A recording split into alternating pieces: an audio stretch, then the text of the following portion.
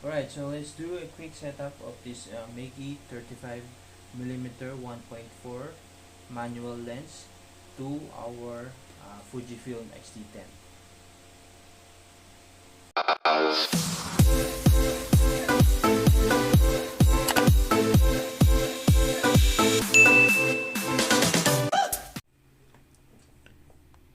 Alright, so let's start. So this is just a quick setup on using manual lenses on our Fujifilm cameras.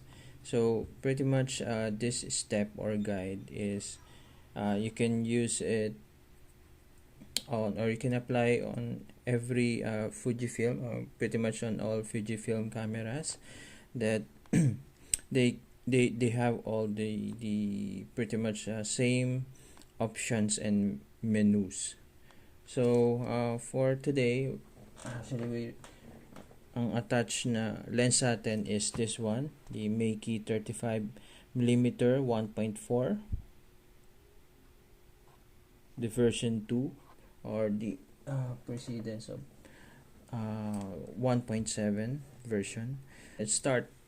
So first thing is, for Fujifilm X-T10, makikita mo to sa harap, yung focus setting, which is M is for manual, C is for continuous, and S is for single shot, or single focus rather.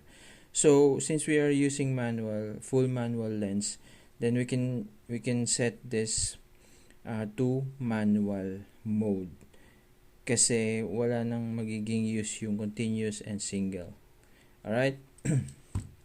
So that's the first. And next is, of course, ito yung dial. So make sure hindi naka-auto yung shutter speed. Make sure na naka-point siya dun sa manual mode. Alright? So third, you just turn on your camera and then pindutin mo yung menu. Alright. Punta lang tayo straight dun sa number 3. Okay? So for this camera, dumiretso na ako dun sa number 3. Option is because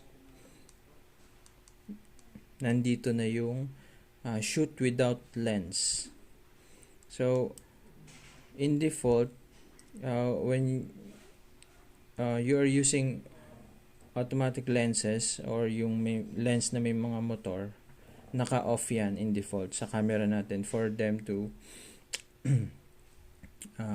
para gumana yung mga automatic lenses or yung mga lenses na may motor. But for this time, kapag yung manual lenses, since manual lens yung ginamit natin, hindi ma-identify ni camera natin na meron siyang lens, because wala yung lens natin is wala siyang motor, wala siyang electronic device sa loob. Okay? So what we need to do is to set these two on. Alright? So next is the MF assist, or the manual focus assist. So there are options here. Yung first is yung standard, digital split image, and yung focus peak highlight. For me, diretso na ako sa focus peak highlight, which is more useful for this use sa manual lens. So depende sa preference mo if you will use white, red, or blue. But for me, mas visible sa akin yung red and on high setting. Okay? Pwede naman din low, pero mas konti yung mga points. So, pero for me, mas okay sa akin useful yung high. Alright? So just set that, and then actually that's it. We are already set. So we can You can now try to shoot.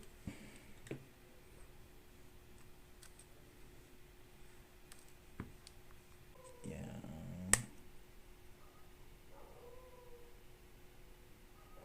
Yan. So, makikita nyo yun. No? Nakikita nyo yung focus, peak highlight. Ibig sabihin, doon ako nakafocus. Currently, set sa 1.4. Ayan. And then, ito yung focus ring. Ito yung aperture ring ng lens. Then, focus ring. Yung ginagalaw ko para ma-move yung focus. Tingnan niya. Sorry. Yan. Alright. Alright, so let's try this one. Para mas makita nyo. I'm on 1.4. Yan, makita nyo yung highlights. Ginagalaw ko yung focus ring. So, for example, dito ko gusto yung i-focus, then yun. So, dun siya magiging sharp. Then, if I move the focus or pick highlights dito, makita nyo, itong highlights na to. Diyan siya dapat maging focus. Tingnan mo. Yan. Kita niya?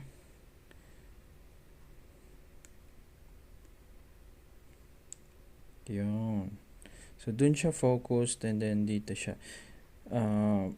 Autofocus is because dito ko minove yung peak, yung highlights na choose ko to be focused. And because this is 1.4, very, very shallow yung depth of field na na-produce natin. Alright? Siyempre, pag minove natin yung into, for example, 2.8 yung aperture, so mas malaki yung magiging sakop niyang focus or peak highlights. Yan. So, mas focus na yung camera. Mas yung depth of field niya, mas kuha lahat yung camera or yung subject. Okay? So, yun. So, hopefully, may natutunan kayo for today. And, if you like it, so please consider liking this video and consider subscribing to support the channel, and yeah, get notified by clicking the bell. Alright, see you into the next. Ciao.